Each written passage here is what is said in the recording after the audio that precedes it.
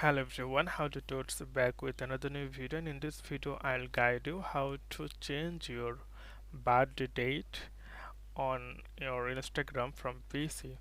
So you can go any browser, then type instagram.com. So once you type instagram.com, then you will find the website like this.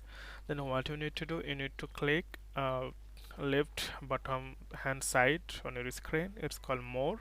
Simply click more, then you will see the pop-up background. It's called settings. Simply click settings, then click the personal details, and below the account center simply click here.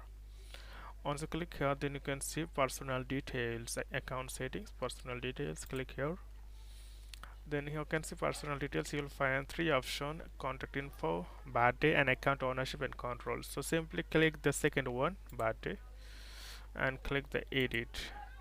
So now you can change your month, your day, your year, but like this birthday is used for the account and profile in the account center, and change you make will apply to all them. So you can select and then save, then your birthday will be saved as in your profile. So okay friend, today is no more, and see you in the next video.